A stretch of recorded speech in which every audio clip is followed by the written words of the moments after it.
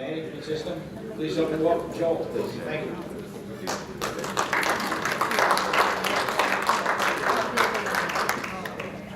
Okay, how is the sound? Is this working well? Good?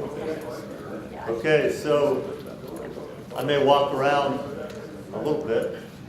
I'm going to give you kind of an overview of some of our research projects. We are doing a lot of grain, row crop, large-scale mechanized agriculture research, but we're also interviewing farmers. We're trying to look at kind of the social side, the people side, not just the agronomic side of organic agriculture. So I'm from Western Illinois University, which is about 150 miles straight south of here, and we would love to have more young people that you know, and also older people. We have a student right now, one of my classes has farmed for 43 years. You can imagine he is just a fantastic addition to the discussions in class. I have another student. He's farmed for, I think, about 15 years. He won the Illinois corn yield contest last year. And he's really into intensive management, and he's in my intro soils class. So it's really interesting to have people that bring experience to the table. And so if you know somebody who's 18 to 22, or somebody who just wants to come back and take a class or get a degree, we'd love to have you as part of our program. Okay, so we rent a 77-acre piece of land that is privately owned by the Allison family, and it's called the Allison Farm. It's flat to lack, poorly drained soils. We don't have any modern tile, so during wet years it's more challenging, but during dry years, of course, we benefit from those really deep, dark prairie soils. Okay, we do about 70 acres of crops every year, 5 to 10 large-scale experiments. Typically, we have plots that are, half an acre, maybe an acre in size sometimes. Large-scale work, but we also do some plot experiments, and we also do demonstration projects as well. Okay. My technician was supposed to come with me today. We were going to come up last night, and we had just such slippery road conditions that I decided to leave about 5:30 this morning rather than come up last night, and so Andy did make it with me. But he's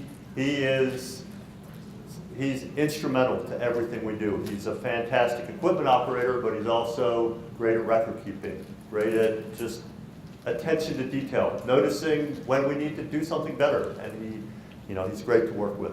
He's been working on this farm now for over 20 years. I've been on this project for 12 years now. And we always also benefit from having a couple student workers. We're doing large-scale mechanized agriculture, so we are not doing a lot of hand labor, but of course we have to count, the stand. We have to do things for our research that do involve, hiring students to work for us, and they are great to work with. We also really benefit from having good relations with our neighbors. We own almost no equipment, and so basically the large-scale equipment we rent from our neighbors. We benefit so much from, first of all, having good quality, well-maintained equipment, things like tractors with guidance, but we also benefit from their expertise and their willingness to come over and work with us. Sometimes we hire them to do custom work, but we do a lot of the operation ourselves. But it's just so good to have a positive relationship with our neighbors where we are paying them promptly the Iowa State or University of Illinois machinery cost rates, and it helps. Each year we're paying out probably close to $10,000 to our neighbors. Of course, we're also I mentioned before, we're renting this ground, so we're paying out close to $25,000 to rent this farm every year just to be on that land. I mentioned earlier that in addition to the agronomic work, we do talk to a lot of farmers. We're trying to assemble these stories because I think, as we heard Ron describe, the story behind each farm is important. And there are a lot of commonalities in terms of people using the same types of equipment, same strategies. If you just listed it on paper, it would look the same. But there are big differences in timeliness. There are big differences in attention to detail. What makes people successful is often not the tools they have, but how they use the tools, how well they do what they do. So this is just a publication that we put together about, now I think 6 years ago. And I don't know if you recognize any of those names, but we're always looking for new people to either have my students do the interview or Andy and I do the interviews. And if you have a story that you think you'd like to share, I think it will help you actually think introspectively about what you do. I think that it helps the people who are getting interviewed as well as, of course, it helps us. Okay?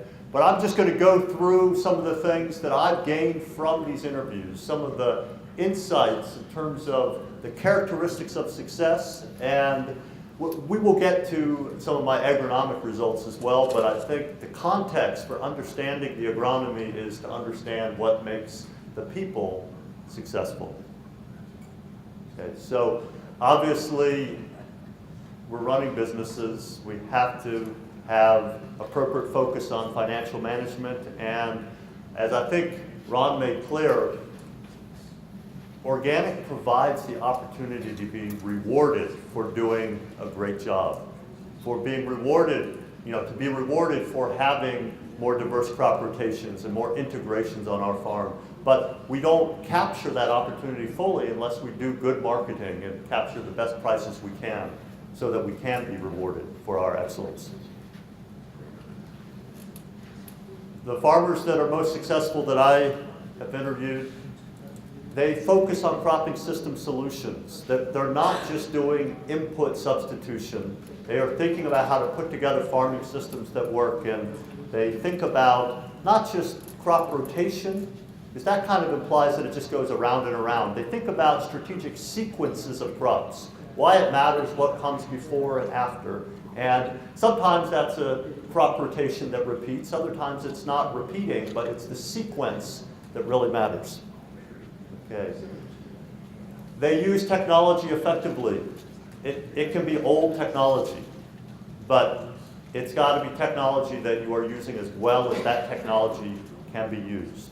You make those adjustments, you do the maintenance, you upgrade as needed, as you have problems that you see can be solved with new equipment. You're open to new technologies, whether it be GPS guidance or just, some new part on your planter so that it does a better job. It doesn't have to be any particular technology, but you're open to new solutions in the form of technology. Starting right is so important. I joke with my students about this, that they have to come to class. They have to pay attention in class. It doesn't matter how much they study right before the exam. If they haven't come to class, they haven't been paying attention in class, then there's almost no way they can just fix it all at the last minute. And in agriculture, particularly row crop agriculture, establishing a good stand is such a key thing. For mechanical cultivation, doesn't work well if you haven't established a good stand first. All the other things start with establishing a good stand. So we have to just think about where our priorities should be, and whatever it is you're doing, think about what establishing a good stand means to you. Okay, effective residue management. Obviously, tillage is part of that, but also crop sequence is really important. Thinking about how we can have the residue preceding one crop, or the cover crop residue preceding one crop, really support rather than create challenges for the next crop. Timeliness of field operations, especially weed control. There's just, I think, nothing that distinguishes the really good farmers from the farmers that aren't doing as well as much as timeliness. The people who are really good are very timely. They just have almost a sixth sense of when to get things done, when to just keep pushing, and when it doesn't matter, when they can slow down. Having a well-balanced crop mix really helps make this possible. And I just recently gave a presentation at the O-Grains meeting about crop rotation. And it was valuable for me to talk to our certifier about what is actually required in the national standards.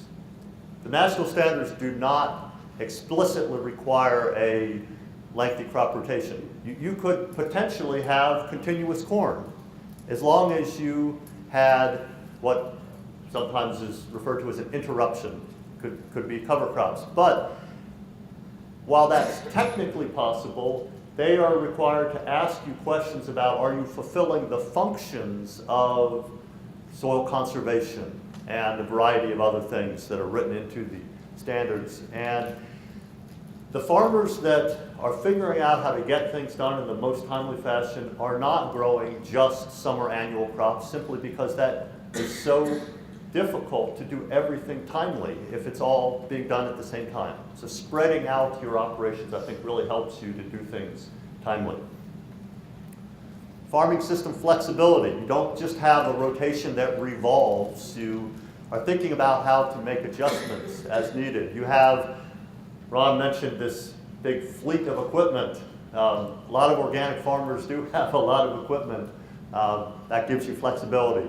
Having labor, having storage, those types of things help you with flexibility. Having livestock to eat your mistakes.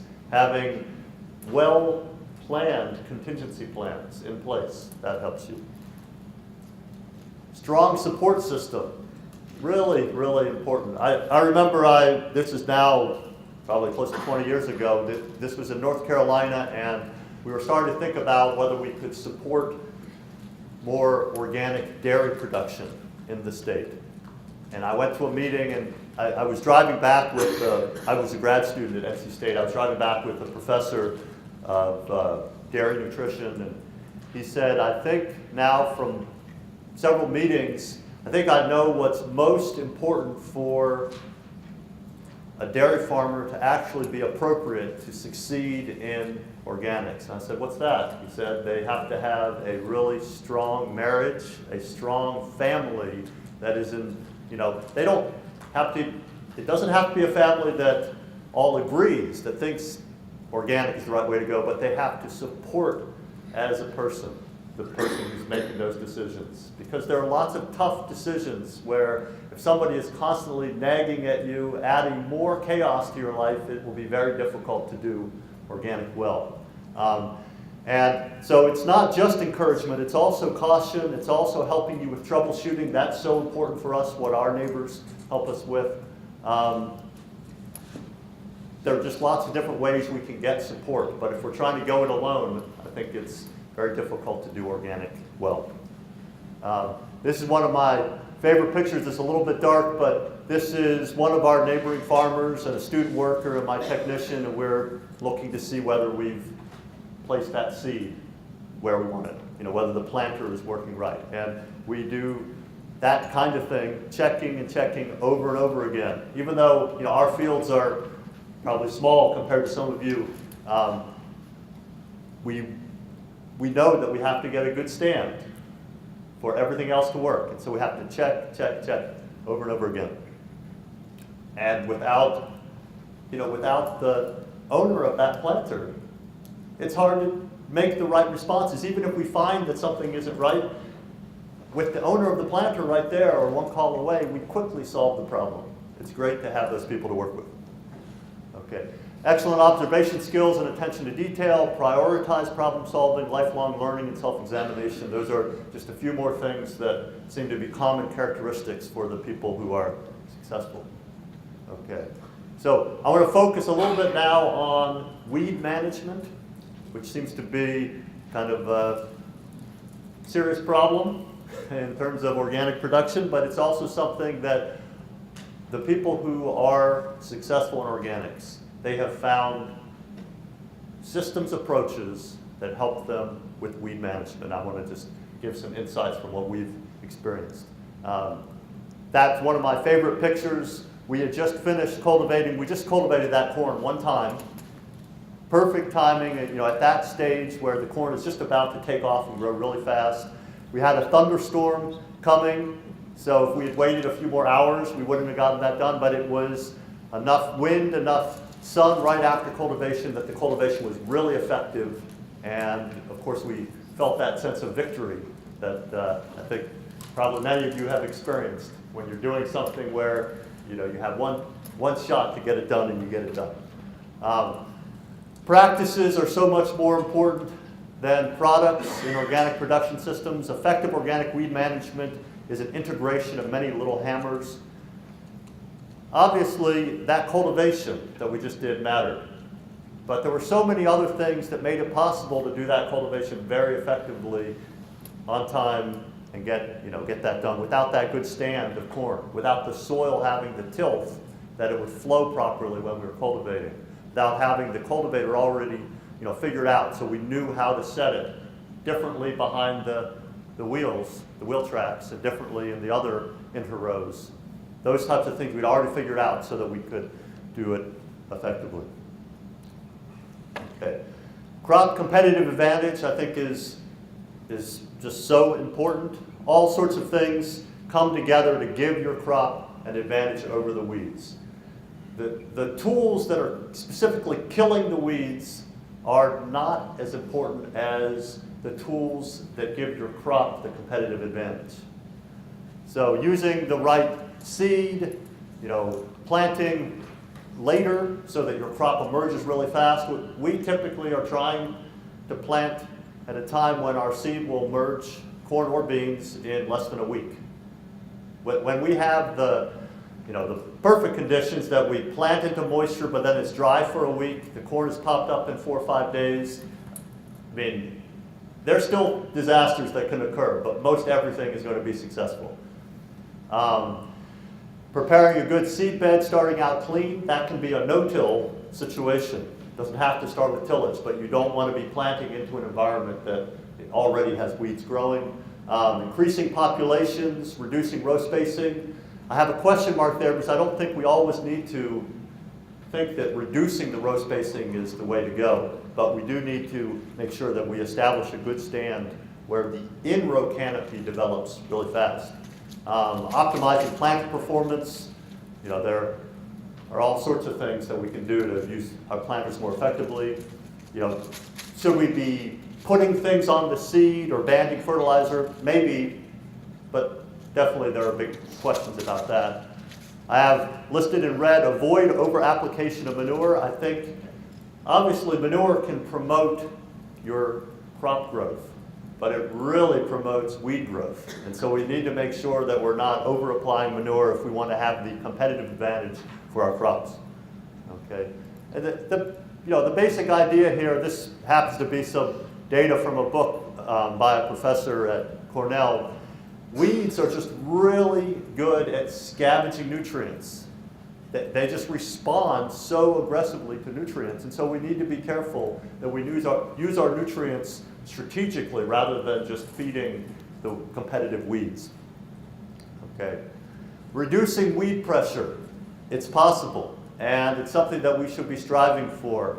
We don't have to eliminate the weed pressure, but we can do things that help with giving our crop a competitive advantage. Target weak links in the weed life cycle. I'll show a little more on that in just a little bit, but blind cultivation, whether it be with a rotary hoe or a tine weeder or a drag harrow, that is targeting the weakest link in the weed life cycle. What do I mean by that?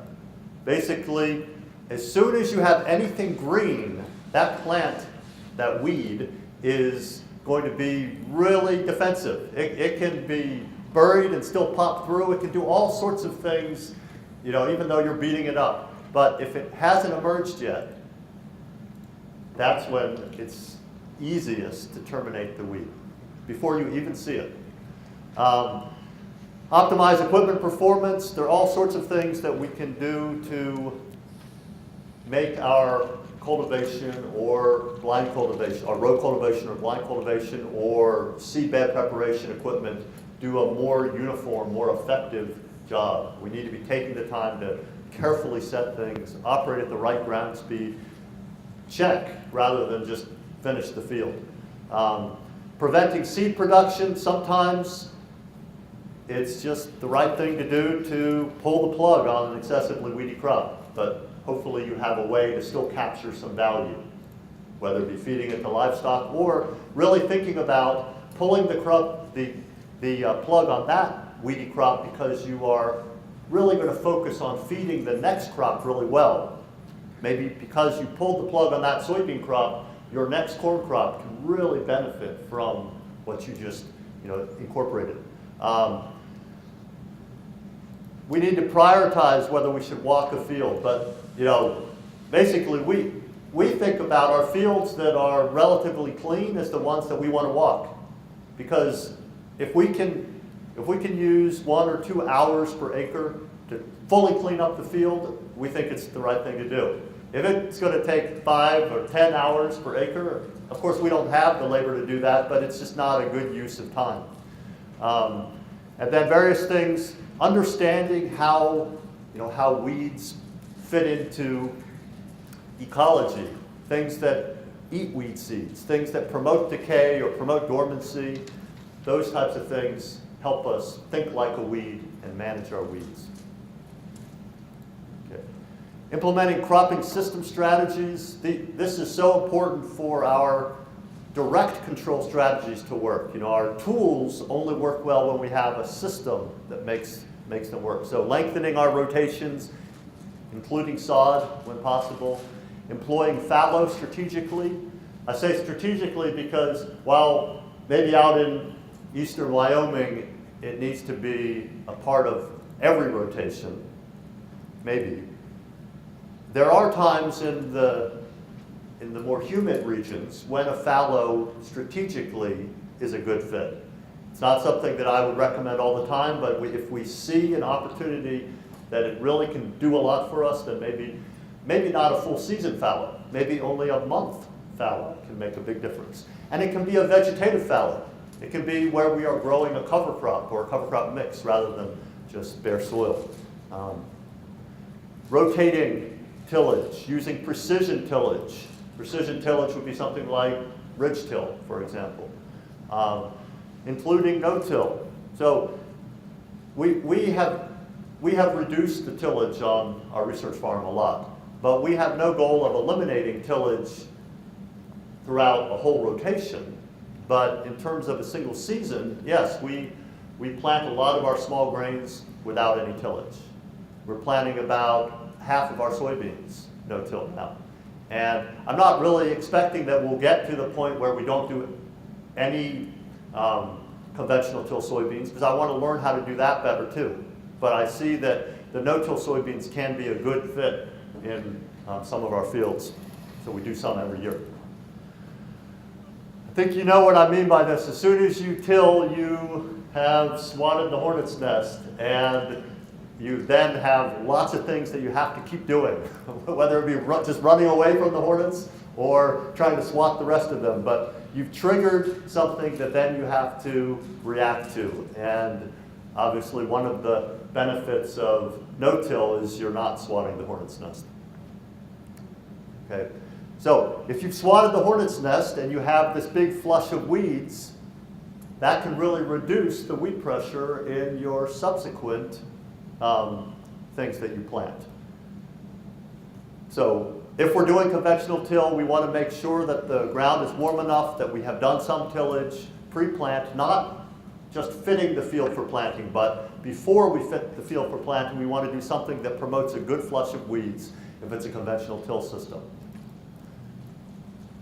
We want to think about the right amount of time, that we have enough weeds that have germinated so that it really is, going to be the right time to fit that field for planting. Obviously, if your weeds have gotten too big, it may be difficult to fit the field for planting. So you have to think about logistics, but timing of how big the weeds are when you fit that field for planting makes a big difference. Okay. So this is what we like to see. This is about 5 days after planting. We have a nice stand of corn rapidly and uniformly emerging, and very few little weeds are visible, but we would want to have already done some blind cultivation at this point, killing far more weeds probably than any of our row cultivation will kill. Weeds that we don't even know. I mean, we do try to look for those white root weeds, but most of these weeds we're not visibly seeing that we're terminating them, but we know that we are. If you see, I mean, I'm sure you've had situations where some part of the field didn't get that blind cultivation pass, and then you see how much more weed pressure is there. Okay. As I said before, establishing a good stand is really important. In our small grains, it's basically the only thing that we're doing for weed control that season, but it's key to success in all crops. This is just driving home more specifically the blind cultivation piece that I have already mentioned. This is from the Martins. Anybody know Klaus Martins? Fantastic grain farmer in New York, and it's a whole family. His son and his wife are integral pieces of this. He says it very well. Annual weeds are most sensitive to disturbance between germination and emergence. Breaking contact between seedling roots and soil will kill most weed seedlings before emergence. As soon as they have anything green, then it takes much more disturbance to effectively kill them. Okay. So what blind cultivation tools do you use? I'm not sure that we have figured out the perfect way to do this. We for a long time just had an old M&W rotary hoe that I don't think we were using very effectively. We were thinking that it really only worked for us when we had a crust. But now I'm understanding that tool better, and we're using it so that we're getting better penetration of it, but we also have added a time weeder. Okay, and those are not our particular tools. I just pulled those pictures off the web. There's a great publication. How many of you are familiar with Steel in the Field? So it's a free download, and if you ever need to, whether you already know this stuff and just need to share it with somebody else, if you need some good diagrams, some good explanations, some good farmer profiles, this is a good book that discusses all sorts of tools for mechanical weed control. One thing about the high residue rotary hoe, we are leaving a lot more residue than we ever used to as we're growing bigger crops and more cover crops, and so it's really important that we have a high residue rotary hoe. There are situations where our time weeder would just be a rake, but a high residue rotary hoe does a great job in those high residue situations. It also can be used for incorporating cover crop seed and helping to distribute residue, so it's not just for killing weeds. Your blind cultivation tools provide the most action when they are shattering a crust. That's when it's most obvious what they're doing, but they also can do a good job for you even without a crust. Okay. You're doing two things. You are terminating lots of weeds that are between germination and emergence, but you're also creating a soil surface environment that's unfavorable for weed germination. And that's another really important part of what blind cultivation does. The wheel tracks are, we all know this, that's where the most weeds germinate. So you can make your field surface uniform with a blind cultivation pass that takes out those wheel tracks, and even doing it the same day that you plant can make a difference. You're obviously not killing weeds between germination and emergence the same day that you plant it, but it can reduce your weed germination by creating a surface environment that's fluffy above where your crop seed is planted. Time weeding has worked very well for us. We're using this Einbach time weeder. It obviously is not optimal when you have too much residue.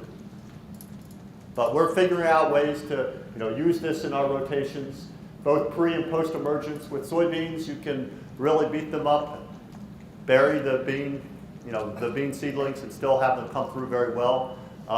With corn, we have had less experience because of less success. We just haven't been, at the few times that we've used this in corn, we've just knocked over too much corn. Even pre-emergence, we feel like we have had some issues with stands. So we're mainly using our time weeder in beans. But I think I think there are people that use this tool successfully in corn, and we maybe need to keep learning how to do that. Okay. Row cultivation tools, there are lots of tools out there. We basically have two tools.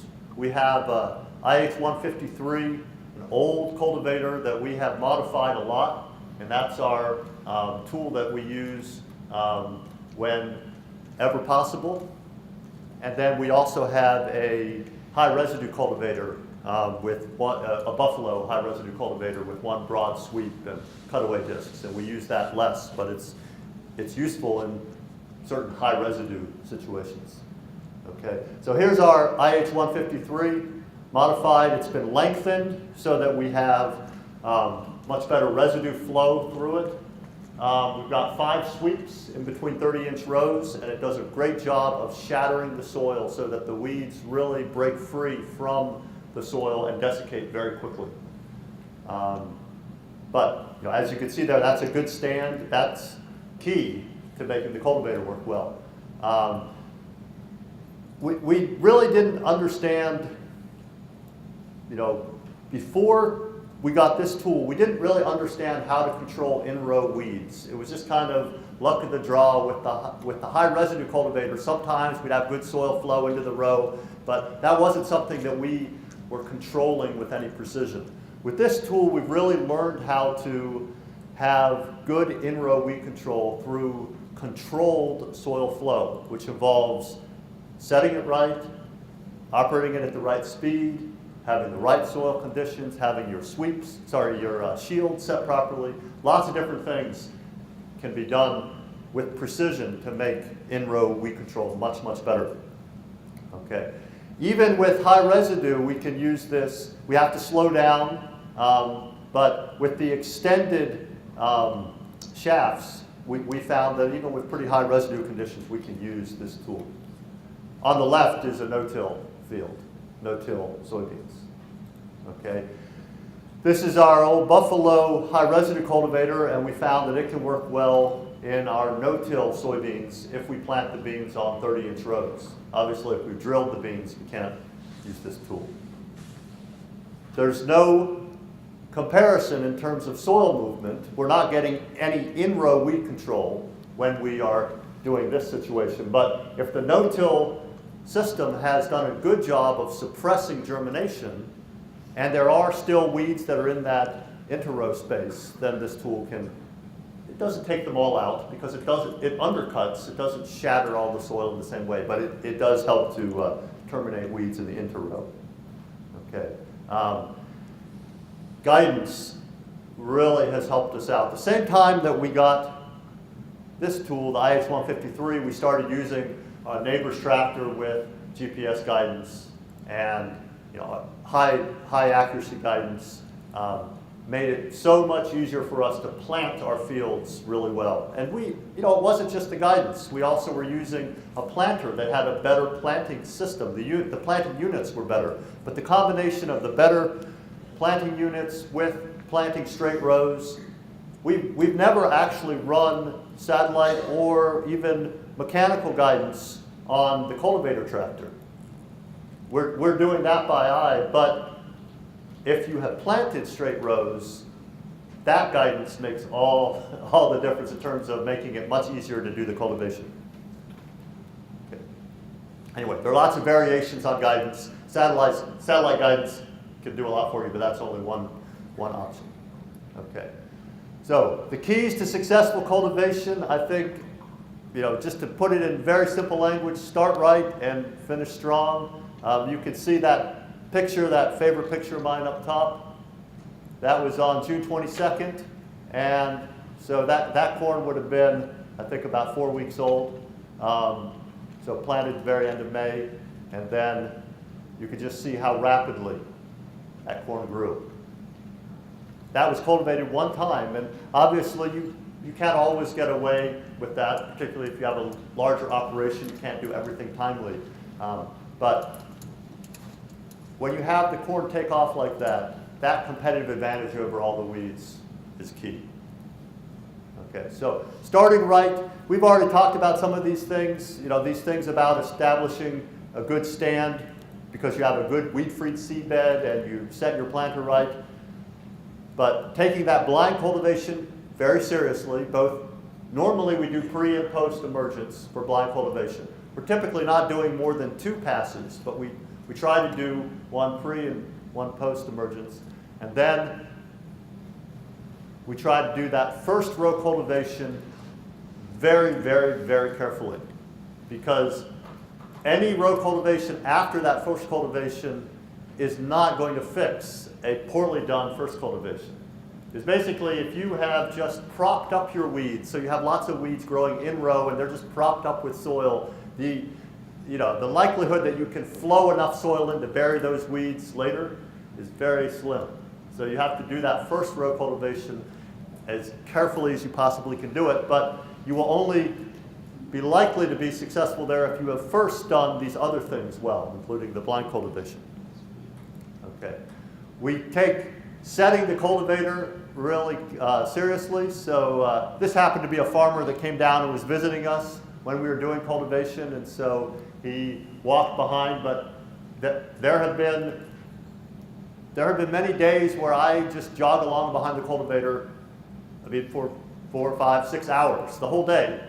And partly it's because I want to make adjustments as we get into different residue conditions, but it's also partly it's how I'm learning exactly how our cultivator works. We're trying to achieve the same soil flow into every row, but that means it has to be set differently across the bar, depending on whether we're behind a wheel tractor or not. Okay. We often have a student who's tied in up there watching, because if I'm yelling at Andy, stop, something's plugged, it's hard for him to respond as quickly as if he has somebody up there. But the point is not that you need somebody riding there. There are all sorts of other ways other than a person, whether it be a video, camera, or other things that can help you to not just focus on steering. Your job is to do more than steering. Your job is to pay attention to the right things, and whether you're doing it with lots of people power or other power, you want to pay attention to the right things. Yeah. That's my job. Yeah, that's what you do? I call myself the GPS system. Okay. Just like that. It's a lot Well, better than running up and down the road. hopefully you are well strapped in. Well, yeah. Okay. Dr. Gruver, Yeah. was that a first cultivation? Are you showing the first cultivation happening that Yes, day? that's a first cultivation. That would typically be my 3rd cultivation. Okay. Well, we sometimes, one of the things that we're trying to learn is, even though we're doing this on a small scale compared to some of you, we're trying to think about the logistics of what if you had fields that were spread across a much larger area. How do you do this in a way that would be effective on 1,000 or 5,000 acres? And you have to start earlier than, if you can do all your cultivation in one day, you don't necessarily need to start early.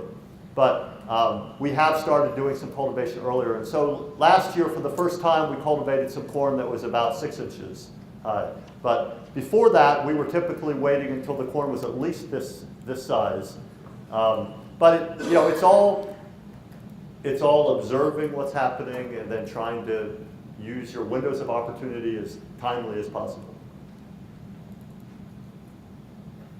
Okay. Our experience is that many times we cultivate the corn once, sometimes twice, almost never more than 2 times. With beans, normally we cultivate twice. Rarely do we cultivate more than that. So, you have to figure out with the labor you have available and just the logistics of your system what works. But if you're doing the process really well, I think your return on investment is really in doing that first cultivation really well, and the subsequent cultivations, I guess you just have to decide whether they really are doing enough to justify doing them. Okay. Timeliness is often the difference between success and failure. I already mentioned that we had that thunderstorm coming.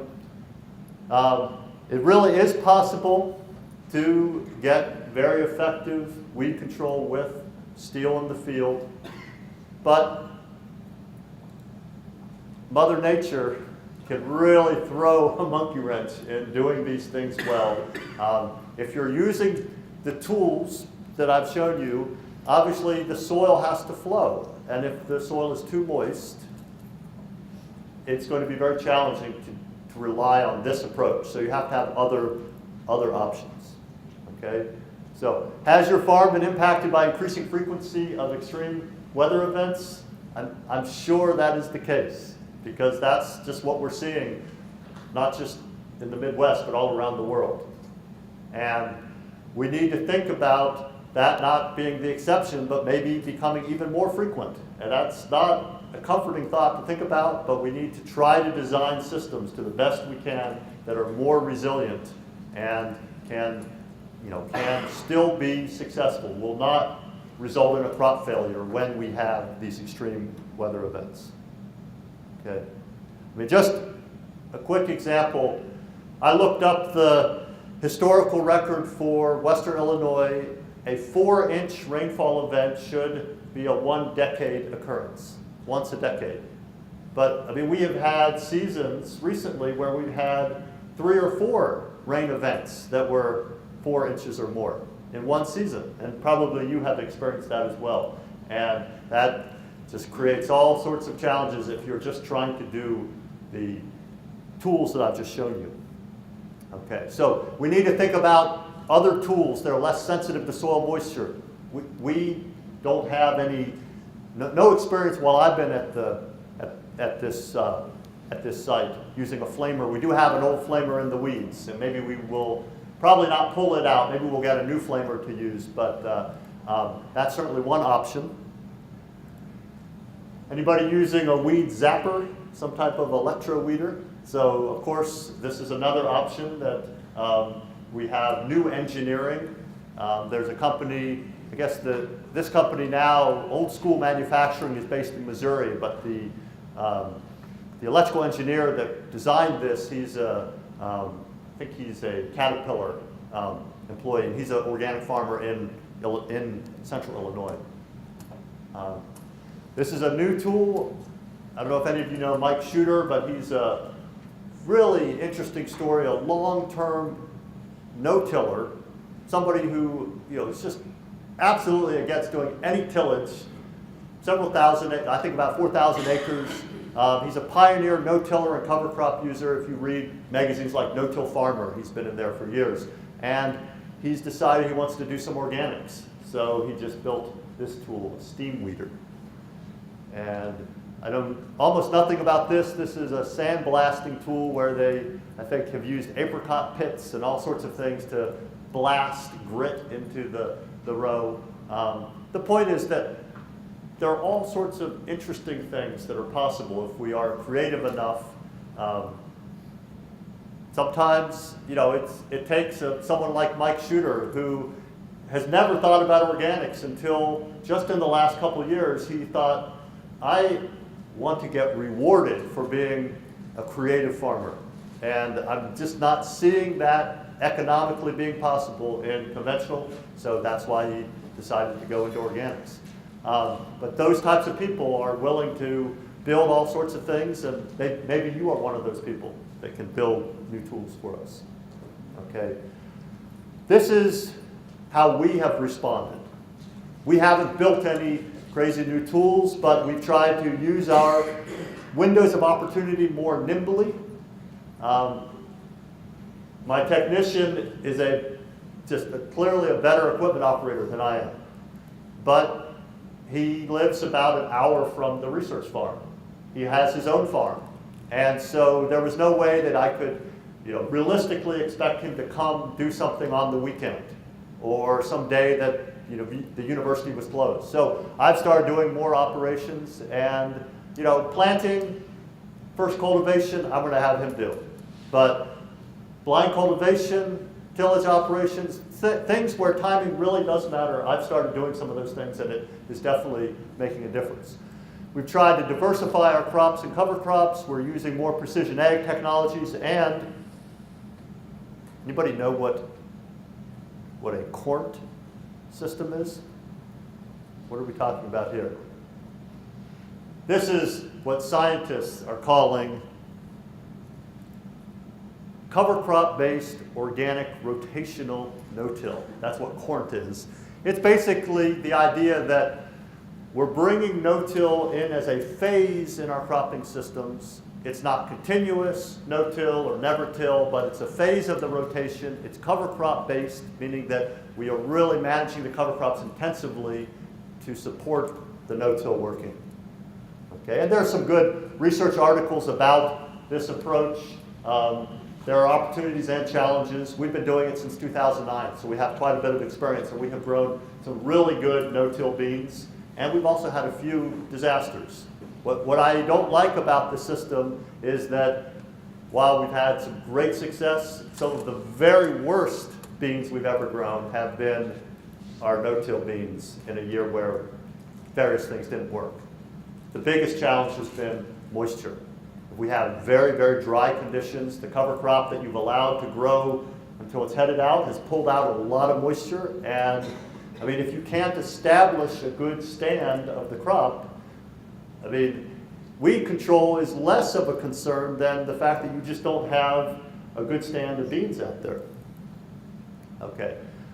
Jeff Moyer at Rodale has written this book, and I think it's a good resource. Some of you may have looked at it. But I think this review on Amazon tells it straight. Too much about the roller crimper and not enough about no-till organic farming. The solution to the problems that we've experienced in no-till has never been the crimper just needs to be designed differently or run differently. The crimper is less important than the other pieces of the system. We've even had situations where we didn't crimp. We used a drill to plant, and we had dual wheels on the planter tractor, and so that knocked down a lot of the cover crop, but we've had decent no-till beans with no rolling at all. The roller crimper is not the most important tool. Okay? We do have one of these now. It's a slick-looking tool, and it definitely can work, but it needs to be weighted until we put water in it. It really was not working well, and it's still, I think the edges are not, they're too wide. I wish they were narrower and sharper so that we're getting more action. We've tried a bunch of different things. This is really what I think is probably the best thing.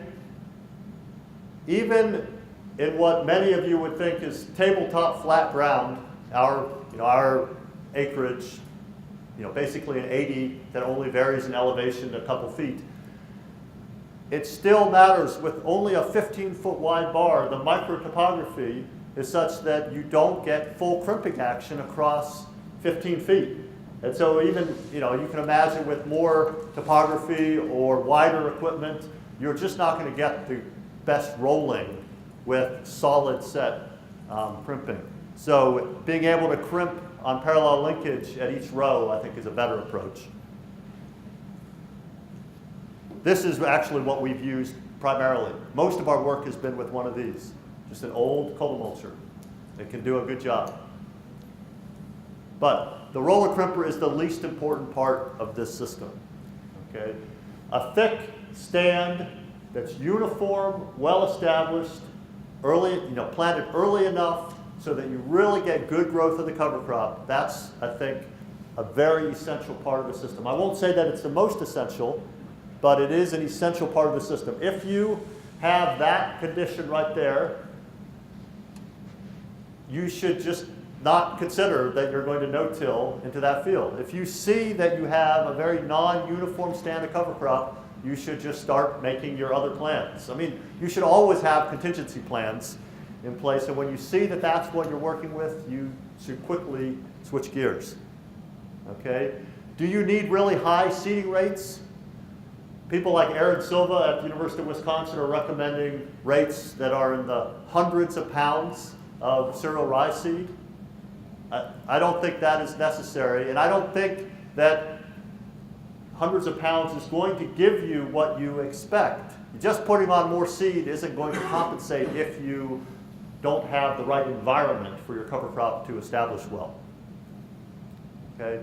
So this is a situation, and these are, you can see, pretty high seeding rates, but 100 versus 200 pounds of cereal rye. All we really did here was grow a whole lot more spindly plants when we had twice as many plants, because the total amount of biomass was not different. So the basic message there is that the only way you're going to get a lot more biomass by planting more seeds is if you have more resources to grow more biomass. More fertility, more moisture grows you more biomass. And just putting out more seeds doesn't give you that additional biomass if you don't have the resources to grow it. What we are finding is that high percent cover in early fall and spring is more important than total biomass. I don't think really we should be saying there's some critical level of biomass that you need. You want to have really good cover so that your weeds stay dormant. A lot of biomass doesn't necessarily do anything more than just having a lot of cover. So having a lot of biomass may make it almost impossible to plant into or to do your follow-up high residue cultivation.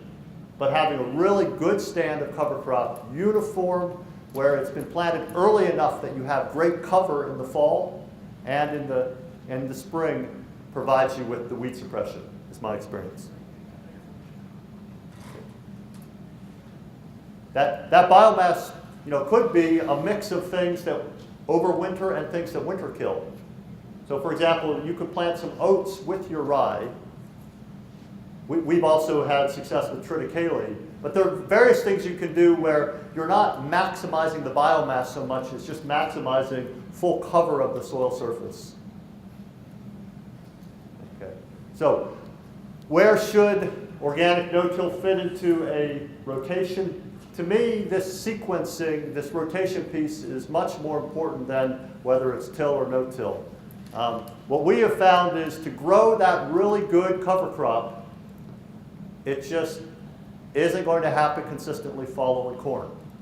And so we have stopped trying because it's just a risky procedure where sometimes you can do it, other times you can't, especially in our situation where we're waiting for our neighbors to finish all of their harvesting before they come over and do custom harvesting. That's often November. And so that is way too late to establish the kind of stand of cover that you need to do the no-till system. So we've gone to this rotation and some variations on this, but basically we're growing a small grain preceding planting the rye that's going to be the rye for the no-till beans. If it's field peas, that's really optimal because you're growing that legume that's going to really feed your rye well. And so you can get a nice flush of volunteer peas, and that can really help with growing a good stand of rye. But you can plant that rye early. We've had good success. If you plant the rye in September, you can plant 1 bushel per acre and have fantastic cover. It really tillers well, and I don't think we would have gotten any additional benefit to planting 2 or 3 bushels. 1 bushel planted early will do great things for you. Okay. A strong crop stand is essential. You need to plant really well. And so obviously, it's different than planting into a clean seed bed. But we found, this is our neighbor's 1760 John Deere planter, and just taking off the residue managers, we can plant into an amazing amount of cover perfectly if we haven't rolled down the cover first. Standing cover is easy to plant into. Once the cover is knocked down, then it's difficult to plant into. So we always now plant into standing cover. And this happened to be a no-till corn experiment, which was not a great success, but it was a demonstration of spring-planted cover crops that we planted into. We were able to plant very effectively with that planter. The other thing we learned when we started doing it with the planter was we can control the placement of the seeds so much better than with a drill. We can consistently plant into moisture, even if it needs to be 3 inches deep. We can achieve that with the planter consistently, whereas with a drill, we have not been able to do that. Okay? Obviously, this is drilled soybeans. This is the kind of stand I'm looking for. It's not nearly, if I'm drilling, this is the kind of stand I'm looking for. It's not nearly as uniform a stand as if we planted with the planter, but about 4 plants per square foot can give you really good biomass of your cash crop out there. Okay? It starts out slowly. It doesn't jump out of the ground the way a conventional till bean crop would, but it can really take off after about a month. In our experience, basically around the 4th of July, that's when the beans really start to grow. Okay. But we are now moving away from using the drill. Even though most of our work has been using a 750 drill, we're now, I think, going to plant most of our no-till beans with a wide row, 30-inch row planter. And that allows us to come back and do the high residue cultivation if we think it's desirable. It also develops the in-row canopy so much faster. And in-row canopy is so much more important in terms of yield effect of weeds than inter-row canopy. I'll just say that one more time. Having the weeds competing in the row with your crop hurts you so much more than the weeds that are a little farther away from your row. And of course, the weeds that are in the inter-row, often you can control them with cultivation. The weeds that are in row are more difficult to control with cultivation, especially if you don't have loose soil that you can be flowing into the row. Okay. We have worked with a bunch of different soybean varieties, and we find that certain varieties are much better than others. This was 2 Blue River hybrids varieties, and you want a big leafy plant that is going to develop a canopy rapidly, and not all beans are suited for that. So we have grown. This was 2016. All the plots were over 70 bushels per acre. It was just beautiful. Our very best no-till beans ever. But we've grown a lot of no-till beans that are 50 to 80 bushels per acre. And I think this is definitely a system to consider, but definitely not something to jump straight into. It's something to experiment with and try to focus on the important things. Really good stand of cover crop, really good stand of the cash crop, the soybeans, is what makes it work, not the roller crimper. Okay. So after we had a disaster last year we had about 4 inches of rain during the first 4 months of the growing season. That's about 25%, a little less than 25% of our normal precip. And the no-till beans grew terribly, whereas our conventional till beans, all the plots were over 60 bushels per acre. They grew very well. When we had the conventional till beans closing canopy, which for us is typically 45 to 60 days, it was a little bit delayed because it was dry, so it was more like 60 days last year. Our no-till beans weren't even 12 inches tall when they had closed canopy in the conventional till, because they were just so stunted for moisture. So this is the next thing we're trying here. What you see is a twin row of triticale and then a twin row of radish and oats. So if you had this situation, where would you plant the beans? Think about beans on 30-inch rows. We've never done this before, so this is just a concept that we're trying for the first time. But my idea is we won't use up as much of the soil moisture because we'll have these things. Those rows are now dead. So this was just taken about a month ago. These rows are dead, whereas the triticale is still very much alive. What I think we can achieve with this is we'll put the bean rows in between the triticale. We'll get really good in-row weed suppression. And then we'll also be able to get really more effective cultivation because we'll have really mellow soil that will be in the inter-row. Hopefully we'll have more of a soil moisture reserve because we won't have pulled all the moisture out. Hopefully we will have even happier triticale plants that will just make this, completely covered, impenetrable zone for the small-seeded weeds to come through, but we'll plant the beans nice and deep. in between. Anyway, it's a concept, it's something that we're always, even though we're not really inventing new equipment, we're inventing new ways to use our equipment. And with precision technologies, you can do something like that. We also try to do tried and true things as well. Red clover into small grains is a tried and true system, so we still do that, but we're also doing other things. So here's another thing, where rather than inventing new equipment, we're just using the equipment differently. We're planting some complex mixes of cover crops following small grains. And that's a key part of several different things. It's a key part of how we're managing manure now. We can get cheaper manure. Actually, we're buying semi-loads of pelletized chicken litter. And that's, I have concerns about bringing it in from a long distance, but we can get a much better price for a hopper bottom load in the middle of the summer. So we can put that on and then plant our mix of cover crops, get much better growth of the cover crops, and that's a great way to set up for excellent weed control in corn the following year. Okay.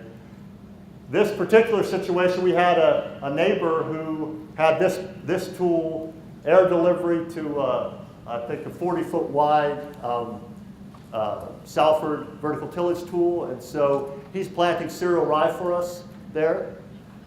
He actually, in that particular picture, he's only planting just over 10 pounds per acre.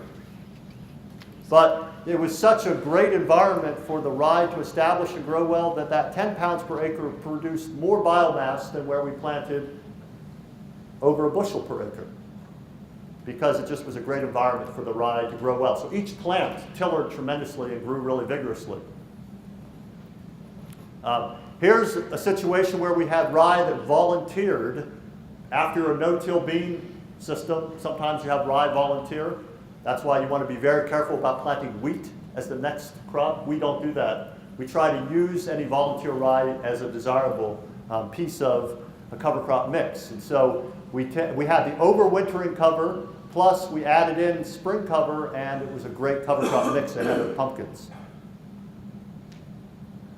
And then just to wrap up here, we're also now doing interseeding of cowpeas into corn. It has worked well for us 2 years. Now seeding at about V5, but you don't get nearly as much growth in between 30-inch row corn as when you plant in between 60-inch row corn.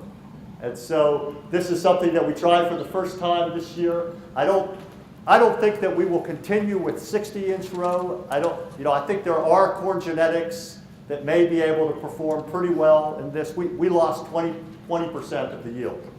So the difference here was where we had the 30-inch rows, we were at about 195, and here we were about 155 on the 60-inch rows.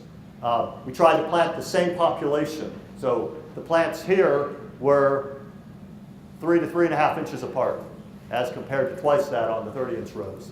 And what really worked well here was that we got 10 times as much cover crop growth. That is some serious nitrogen fixation as compared to the cover crop growth in between the 30-inch rows. Yeah? Did you have any trouble with the cowpea vines wrapping on your snapping rolls? No. So we are never harvesting until after a frost. The cowpea becomes very brittle, and obviously there were lots of cowpea vines up the corn, but there was no problem at all. It was actually very easy to harvest. So what we're going to try this year, we'll probably have a few demo plots of 60-inch corn. That's very simple just to turn off every other row, but we're going to be doing some other combinations where, for example, we'll have 2 rows of 30, then a skip row, 2 rows of 30, then a skip row. I think, just to wrap this up, this allows you a variety of different things. It lets more sunlight in to grow a cover crop. It also actually helps with the corn growth. It's kind of amazing. If you see corn plants 3 inches apart, you do not think they're going to be happy plants. But when they have plenty of space on either side, we had deep green leaves all the way down to the bottom through the whole season. And this is with a very, very dry, 4 months of the first part of the season. We also had tremendous weed control in this field. Think about it. Plants 3 inches apart. They develop an in-row canopy in a couple weeks. And so we just used our IH-153 and, for our first attempt at this, we just tied some wire across the skip rows. And, for a few acres, that worked very well.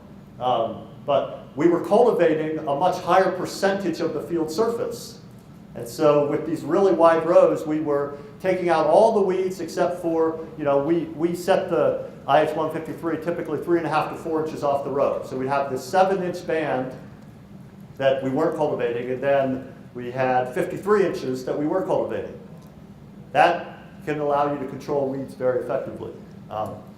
Somehow we'll figure out the right combination, I think, of skipping some rows so that we have these solar corridors, grow a lot more cover crop biomass.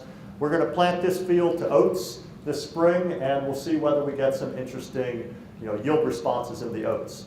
I'm certainly not suggesting we all need to start skipping our rows, but when you skip rows and keep the same population, I think you can keep your yields pretty high, grow a tremendous amount of cover crop, have better grazing opportunities, have better nitrogen cycling. When you grow your cover crop in the summer, that's when you can really grow a lot of biomass. Trying to plant cover crops after a harvested crop, or even into a standing crop, you don't get nearly the growth as when you have that window of opportunity for great growth. When did you find the cowpeas relative to About V5. This year, actually, we have some plots where our intention is to plant the same pass. With our planter transmission, we can drop about 140,000 cowpea seeds at the same time as planting 45,000 corn. 45,000 is not what we want if we're on 30-inch rows. But if we're skipping every third row, we'll drop 45,000. That'll be equivalent to about 31,000 if we were on 30-inch rows. And we'll have that great in-row canopy, but we'll also have the light to grow the cowpeas. And we may not, we have to, there are lots of things to work out, but if we can plant at the same time as the corn, that would be the slickest system. We'll see.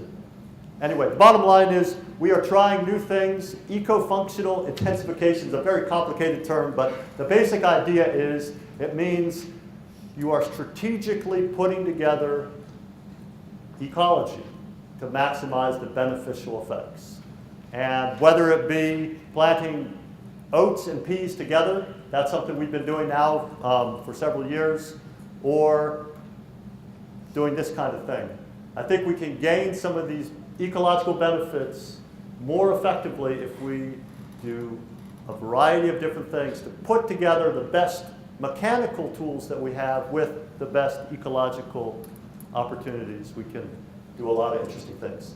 Anyway, I think I've used more than my time, so thank you guys.